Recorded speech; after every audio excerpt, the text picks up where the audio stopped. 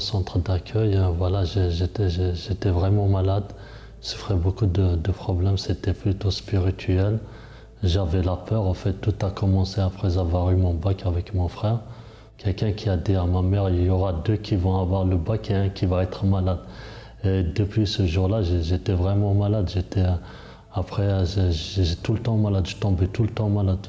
J'avais plus plaisir d'étudier, j'avais plus cette envie d'avancer, sachant que j'étais quelqu'un de vraiment motivé. J'ai pas pu. Après, j'étais venu en France, sachant que des fois ça pouvait changer, mais j'étais arrivé ici, j'étais seul et ça s'est empiré les choses. Ça s'est vraiment empiré. Je dormais pas la nuit, c'est tout le temps la même chose. Je partais à la fac ici à l'université, sachant il y a des fois que je voyais, c'est des choses que je connaissais, mais j'avais du mal à avancer. Donc c'était vraiment une souffrance. J'étais vraiment dans la souffrance, quoi. Je pouvais rien y faire. Après j'étais hospitalisé pendant un mois. J'étais resté à l'hôpital et là ça s'était un peu empiré. Je restais tout seul à l'hôpital, je ne mangeais pas et j'avais pas de solution. Et la seule question, pourquoi ça m'arrive à moi? Peut-être je me disais, il vaut mieux une fin et tout ça, il vaut mieux que ça finisse un jour. Mais je ne pouvais pas rester comme ça. À cette époque-là, quand j'étais arrivé, surtout ici, je me disais peut-être si j'avais des moyens, parce que j'avais rien, j'étais seul. J'ai dit si j'ai les moyens, peut-être je préfère fumer la drogue pour oublier. J'ai pas peut-être essayé ce genre de choses parce que j'avais même pas de moyens pour ça. Au début, j'ai eu une amie, on a fait des études ensemble. Comme je vous ai dit, j'étais un excellent élève, donc je m'entends un très bon élève, on va dire ça. Je m'entendais beaucoup avec elle. Je connaissais le centre d'accueil en même temps, donc elle m'avait donné le summer. Je voyais tous ces témoignages dans le summer. Après, j'étais venu au centre d'accueil tout seul. J'ai commencé à faire les chaînes de prière. Et ce jour-là, je venais chaque jour.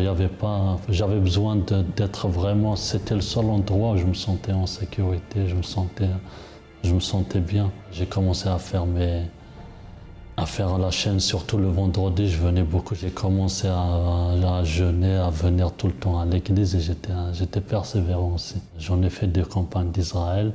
C'est là que j'ai commencé aussi à travailler. J'avais agi ma foi, je me rappelais, on avait fait un propos sur David et Goliath, donc j'ai été à l'entretien, donc c'est là que j'ai commencé à travailler. J'ai fait la campagne d'Israël, tout ce que voilà, j'avais sacrifié, je me rappelais, j'avais rien. Je chauffais même la nourriture à ce jour-là, je chauffais même la nourriture dans une résistance. Voilà, c'est une solution, j'ai vu les témoignages, il fallait foncer, c'est le moment ou jamais. Maintenant, comme je vous le disais, je faisais des chaînes de prière ici. Après, voilà, une fois qu'on commence parce qu'au début, on pense déjà à s'en sortir nous-mêmes. On ne pense pas donc à se délivrer et tout. J'ai commencé à venir à la thérapie de l'amour. J'ai connu ma femme ici. C'était un samedi, je me rappelais, c'était un propos, il fallait décrire la personne qu'on voulait. J'ai décrit, on s'est mariés, là j'ai une petite fille avec, donc ça fait... Donc voilà, maintenant je travaille, ma vie, j'ai eu un bel appartement ici.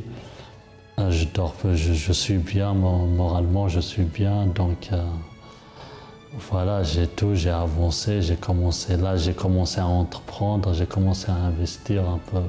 Voilà, j'ai fait des investissements à l'étranger aussi. Et je suis bien, c'est plus la même. C'est vraiment, des fois quand je retourne, je me dis c'était pas, non, c'est plus moi, c'est plus la même, c'est plus le même Karim. Bonjour à tous et bienvenue dans votre émission France en direct. Vous qui nous regardez dans le monde entier et partout ailleurs en France, nous sommes venus vous apporter une parole de vie. Et aujourd'hui, au centre d'accueil, nous accueillons plusieurs personnes qui ont des difficultés, qui vivent un mal-être, si ça c'est le cas, ou bien un mal à l'extérieur, des rêves qui ne sont pas réalisés, des objectifs qui ne sont pas atteints. Et par le biais du centre d'accueil, des personnes qui ont mis leur foi en action, ils ont pu atteindre, ils ont pu arriver à faire l'impossible devenir possible. Le centre d'accueil ne dit pas que c'est nous qui faisons l'impossible devenir possible. Mais pour ceux qui mettent leur confiance, qui mettent leur foi sur les saintes écritures, sur la parole de Dieu qui dit que tout est possible à celui qui croit et rien n'est impossible à celui qui croit à la foi, alors c'est sûr et certain que votre vie va changer, va être transformée. Vous avez pu voir dans les témoignages précédents que des personnes qui sont arrivées, qui avaient un problème, qui avaient une situation difficile, mais qui se sont sorties.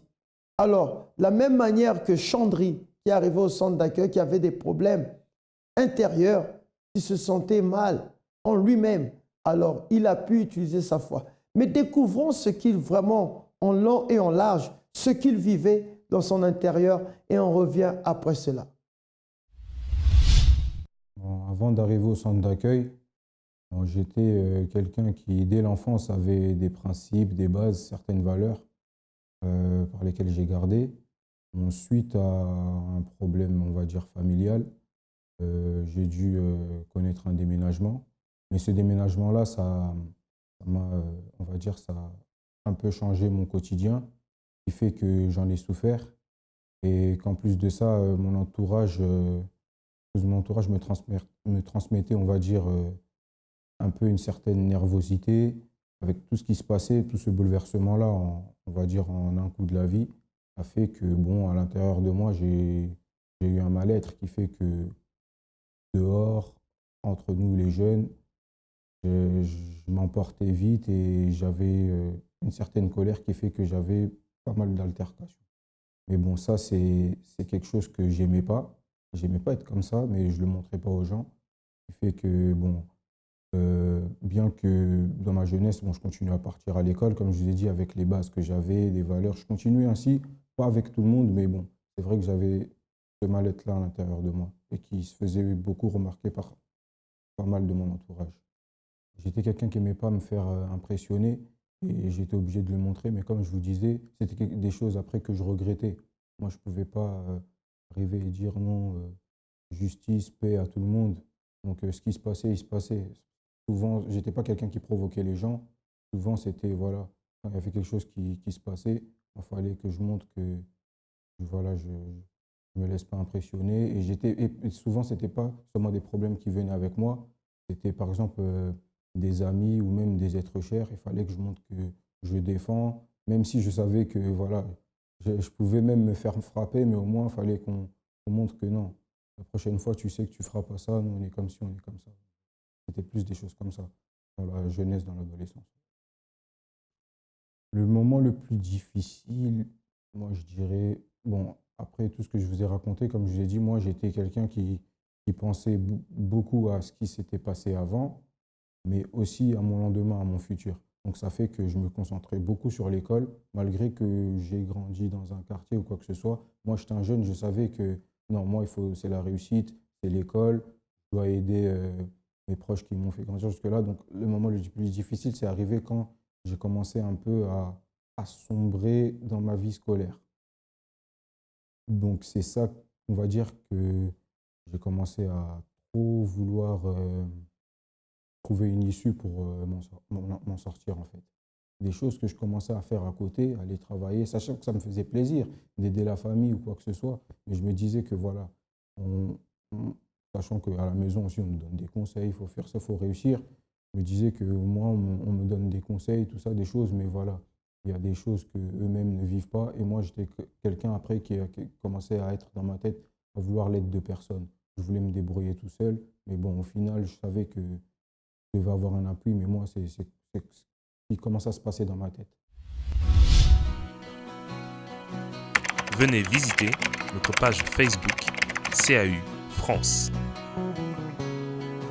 Vous y retrouverez des articles de motivation, les dates de nos événements, tous les liens utiles pour votre développement personnel.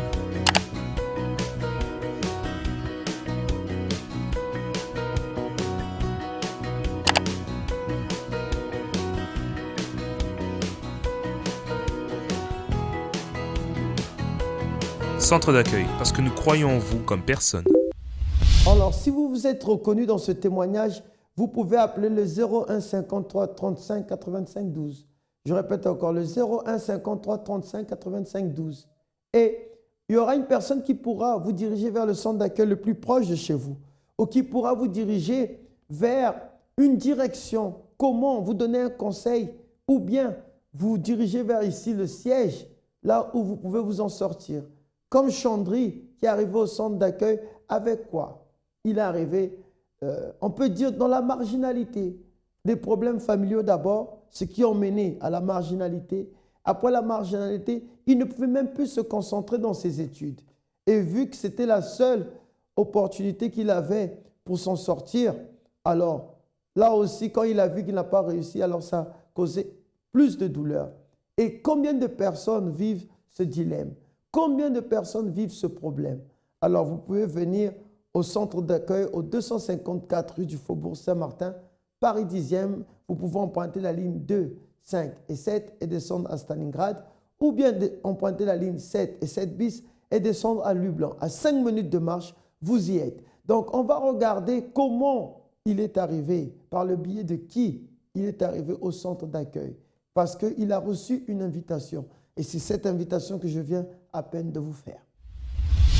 Le centre d'accueil, je l'ai connu par le biais d'un collègue de travail, sachant que ma mère, elle était déjà y allée. Et j'avais fait un tour une fois, mais il y a très longtemps. Donc quand mon collègue il m'a dit invite au centre d'accueil universel, ça m'a rappelé justement, ma mère elle parlait souvent du centre d'accueil. Comme je vous ai dit, j'avais déjà fait un tour, j'avais vu du positif dedans, mais moi j'y retournais pas personnellement. Mais ma mère est partie et on habitait dans une maison assez insalubre et elle m'avait dit qu'elle avait fait des propos ou quelque chose, voilà, pour pouvoir trouver une maison meilleure, un l'appartement. Et on a réussi ça. Et elle était souvent reconnaissante au fait que c'est au centre d'accueil qu'elle a pu trouver ça, sachant que cet nouvel appartement a fait du bien à toute la famille. Donc voilà, et c'est comme ça que voilà, j'ai commencé à aller au centre d'accueil. Moi, quand je suis venu, bon, j'ai commencé à écouter toutes les paroles qui étaient dites, des choses qui concernaient bon, la vie de tout le monde en général, mais ma vie personnelle aussi. Alors moi, je prenais ce qui me concernait, ce qui fait que, au fil du temps, à force d'y aller, je commençais à avoir plus de foi à l'intérieur de moi, parce que moi, il fallait que je m'en sorte. J'avais on va dire des soucis internes, des soucis externes aussi.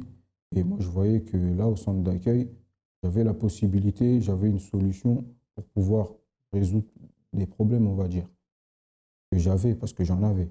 Donc, c'est par la suite que j'ai commencé à faire les campagnes d'Israël, ou encore des propos comme le jeûne de Daniel, qui a beaucoup changé mon intérieur. Je trouvais que bon, j'en avais besoin et je croyais que je pouvais avoir un résultat en faisant ça, sachant que j'avais pas encore, j'avais pas de garantie d'avoir un résultat, mais moi j'y croyais, je savais ce que je faisais, il fallait une issue, il fallait que je m'en sorte et j'ai fait ces propos-là parce que de tout ce que le centre d'accueil disait, moi j'y croyais, j'y voyais du positif et je savais que ça pouvait apporter un résultat certainement dans ma vie. Bienvenue au Temple de Salomon. Des milliers de personnes, en entrant dans le temple, ont déjà vu leur vie se transformer, leurs espoirs perdus, reprendre vie et une force pour vaincre les envahir.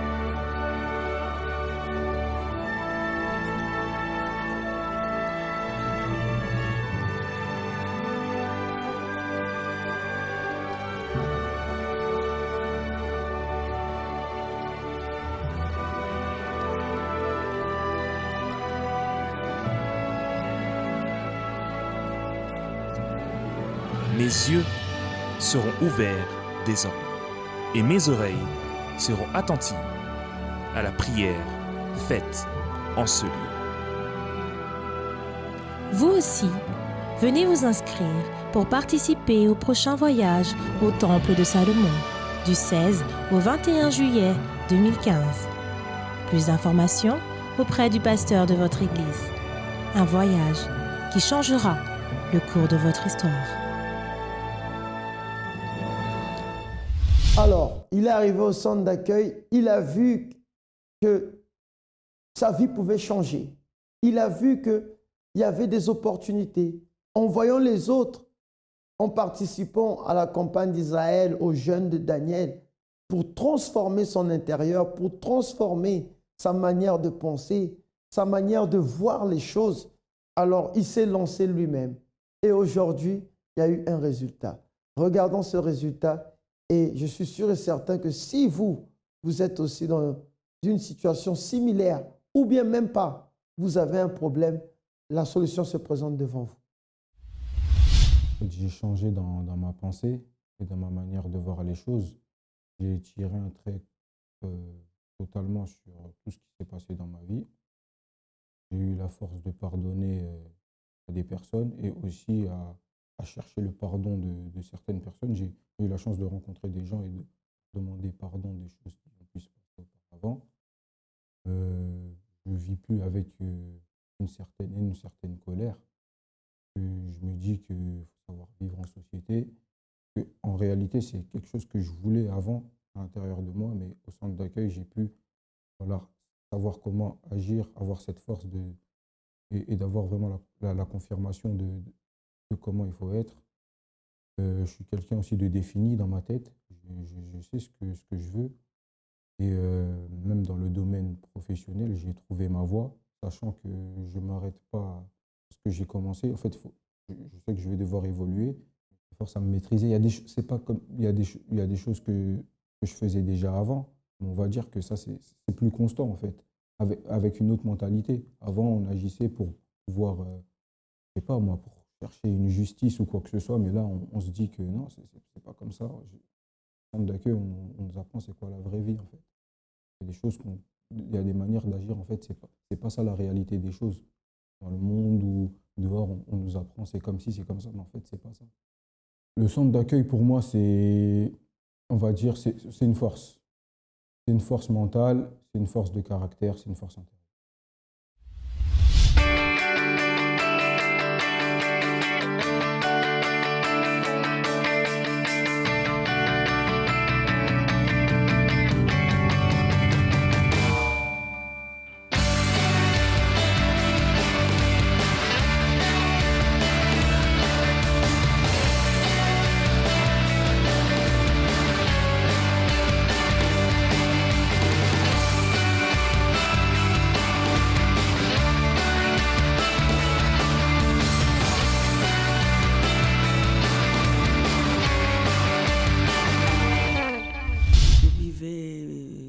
Avec whisky. Puisque bière, je ne sentais pas.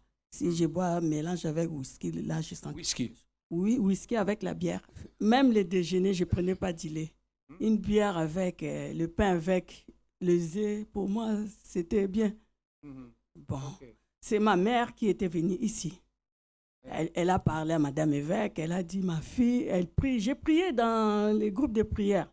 Elle a dit, ma fille, elle prie, et puis c'est moi qui prenais même l'offrande. J'étais protocole, mais je buvais. Avant, je viens à l'église, je bois, je brosse, je mets les cacahuètes pour cacher l'odeur. Après, je pars servir. Mon fils, l'aîné, j'ai un garçon de 29 ans. Je l'ai envoyé peut-être à 23 heures de chercher l'alcool pour moi. Ma mère, elle priait. L'autre jour, elle est venue. L'autre jour, elle m'a mené ici. Bon, pour lui faire plaisir, je venais. Prière de 10 heures. Après 14 heures, je pars là, je priais. Je ne venais pas pour moi, mais pour elle. L'autre jour, je suis partie à l'hôpital. Ils ont dit, madame, tu as des palpitations, il faut laisser l'alcool. Sinon, tu vas perdre ta vie. Il y avait une campagne d'Israël à 2001. Décembre pour rentrer à 2001. J'ai jeûné, j'ai prié. Les jours où j'ai déposé, puisque On avait fait les campagnes, même pendant les Noël, on était en jeûne. Moi, je comptais des jours jusqu'à les jours où je vais déposer pour boire. Les jours, on a fini, quand je suis venue à la maison, quand j'ai pris l'alcool, j'ai senti mauvais. J'ai vomi depuis là, pasteur, évêque, jusqu'à aujourd'hui. Je ne touche plus l'alcool. Amen. Amen. Avant d'arriver au centre d'accueil, j'étais victime d'un esprit de malédiction dans ma vie sentimentale. Et ça m'a contaminé ma vie spirituelle et ma vie financière. Je n'avais pas de projet, j'étais tombée dans la dépression et j'habitais chez les gens. Je n'avais même pas de formation où habiter. Et c'est comme ça que je suis venue au centre d'accueil. Et maintenant, après que vous avez participé, qu'est-ce que Dieu a fait dans votre vie? D'abord, quand je suis venue au centre d'accueil en 2005, au mois de décembre, j'ai ciblé où il y a les problèmes, c'était dans ma vie sentimentale. Et j'étais sincère devant Dieu. J'ai dit, mon Dieu, délivre-moi dans ma vie sentimentale. Parce que c'est ça ce qui m'a détruit ma vie. J'étais déjà mariée avant. Et c'était détruit. À chaque fois, je trouve quelqu'un et ça n'a jamais marché parce que j'étais une double face. J'attirais beaucoup les garçons, mais derrière ça, il y avait un démon qui m'utilisait. J'étais autre personne, même au point que je voulais tuer mon ex-mari avec un couteau. Et puis il avait dit que je t'amène à l'hôpital psychiatrique parce que tu es folle. J'étais complètement folle avec, j'ai perdu ma tête. Et c'est comme ça que je suis venue au centre d'accueil. J'ai demandé la délivrance, je n'ai pas demandé d'être mariée. La délivrance, et là que je commence tout à zéro avec Dieu. Dieu m'a rétabli ma vie spirituelle, ma vie financière. J'ai recommencé à faire des études et j'ai obtenu mon diplôme. Je travaille pour les enfants handicapés et aussi les personnes âgées. Et je me suis concentrée dans ma vie spirituelle avec Dieu. Et Dieu, aujourd'hui, ma vie spirituelle, je suis bien. Et c'est après que Dieu m'a donné la direction de demander pour ma vie sentimentale. Et aujourd'hui, je suis mariée. Mon mari, il est là. J'étais dans la dépression. Je voulais même me suicider. Même vous suicider? Vous avez l'envie de suicide? J'avais envie, mais je n'ai pas passé encore l'acte. OK. Et la dépression est partie? Est partie avec. Amen. Grâce à Dieu. Que Dieu vous bénisse plus. Pour vous qui voulez changer, alors lundi, nous avons nos congrès financiers. Ça, c'est sûr et certain que vous allez apprendre, faire des prières, faire de votre vie financière et professionnelle, je peux dire, une base pour que vous avancez dans la vie. Et le mardi, nous avons toujours la guérison spirituelle. Mercredi, l'étude biblique pour notre renforcement intérieur. Jeudi, nous prions pour les familles. Vendredi, nous avons la délivrance spirituelle, la libération de notre être. Et samedi, d'hiver, il y a le groupe jeune. Pour ceux qui ont des enfants, vous pouvez naviguer sur même le site que nous avons, que je veux dire maintenant, c'est www.centredaccueil.net ou bien vous pouvez partir sur www.forcejeunefrance.net. Le samedi, c'est les cas impossibles d'abord à 11h30 pour ceux qui ont des cas impossibles, des difficultés à acquérir des choses. Alors le défi est relevé. Venez dans cette réunion et vous allez voir que toutes les choses vont avancer. Et après, juste après cela, excusez-moi, il y aura le groupe jeune. Et si vous êtes un jeune, on vous fait cette invitation comme aujourd'hui, que ça va commencer à partir de 13h30. Quant à moi, je vous dis à demain, toujours à la même heure. Que Dieu vous bénisse. Il brise les familles.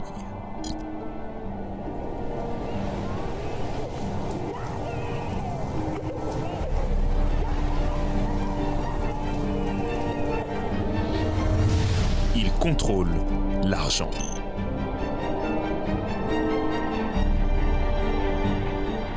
Il domine la pensée.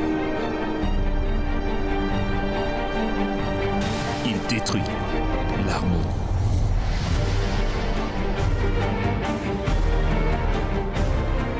Il emprisonne la vie.